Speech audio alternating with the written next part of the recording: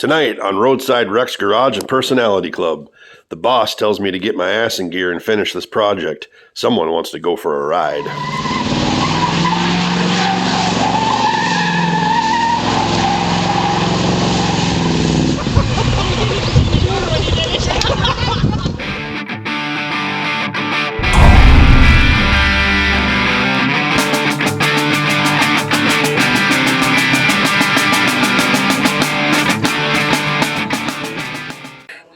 I got some work done since the last time I've done any videos on it.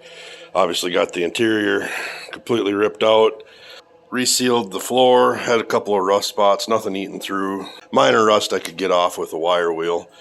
So I decided to go through and re-undercoat. Dash is all ripped out. I just got the American Auto wire harness bolted up in there. You would not believe how hard it is to find, well, maybe you will believe how hard it is to find a heater core for a 68 Pontiac Lemans GTO Tempest. I actually have one coming. I've been through 3 heater cores now, and I have one coming, should be here this week. It's for a 1964 Olds Delta 88, and it's the exact same dimensions of what came out of this thing. So, and it's brass, not aluminum, so I'm hoping that fits and I can get that bolted back up in. I think I'm going to throw the old carpet away.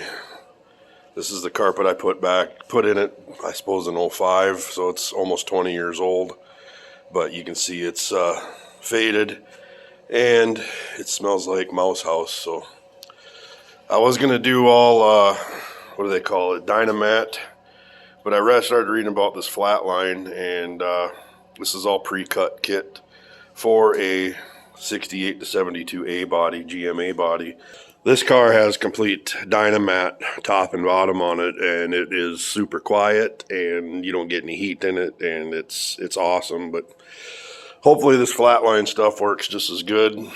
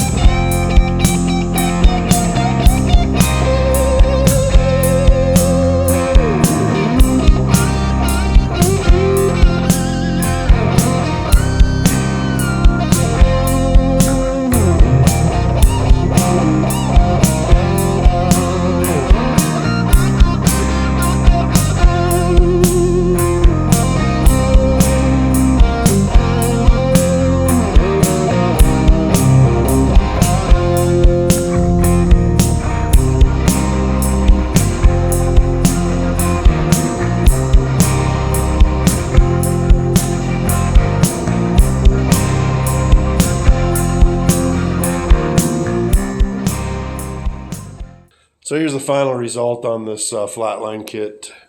It's not perfect. It's not horrible. Made it work. It'll do fine for what I'm looking for an end result. I still got to get the kit ordered so I can reupholster the seats. I'm going to put all new door panels in it. My door panels just look...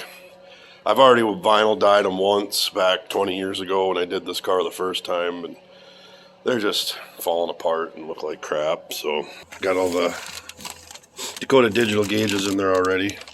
The hole for the convertible top switch is not in these. Obviously, they make it for a coupe, but your convertible top switch, like that, originally from the factory, I was able to actually cut a hole in the top so that you still had the chrome running in front as opposed to the factory one.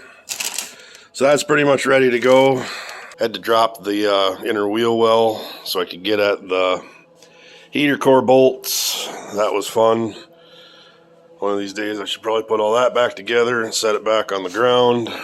I don't think I'm going to put one of those mats back in here. Every car I've ever seen that has that OEM style looking mat, I lift them and it's rust underneath. So it just seems like it's kind of pointless, which I think my Camaro has one. Let's look. Yes, my Camaro has the exact mat I was talking about. And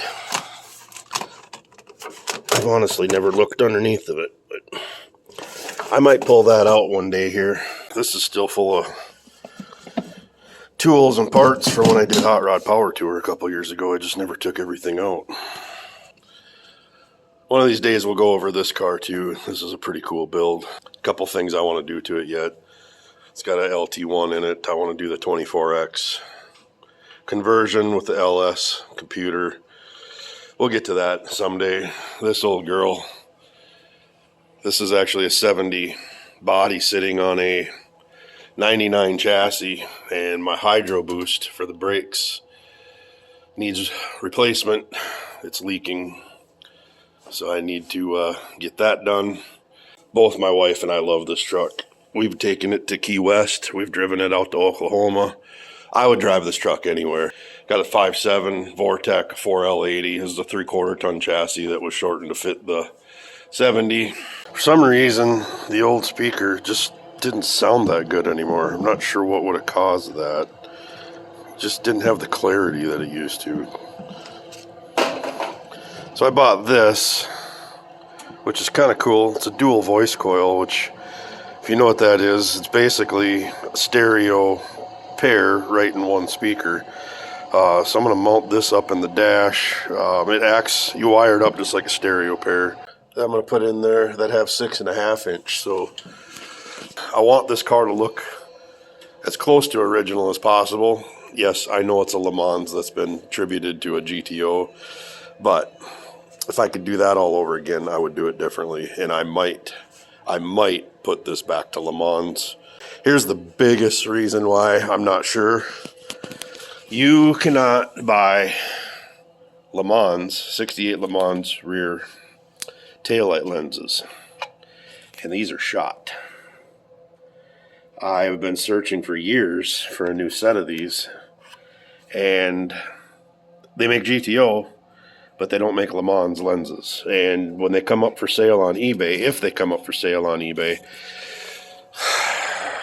I don't know, people are stupid about what they ask for shitty old parts that are junk, but to each his own. I'm not going to give you stupid amounts of money for them either. I found there was a huge hole in the firewall, so I decided to get the welder out and make an exact template and get that all patched up. So what I mean is, I got the JB weld out and I cut up an old Minnesota license plate, and that hole was about that big, sitting right next to the back of the exhaust manifold. So, well, that is going to wrap it up for tonight. Just going to keep plugging away with the interior. I got a lot more parts to order. I did decide that the Dakota Digital Brain box is going to go in the glove box. I got all the wiring pulled over there for that. Drain the antifreeze so I can get the sensor put in for the Dakota Digital. I got a lot to do, but we'll see you next time.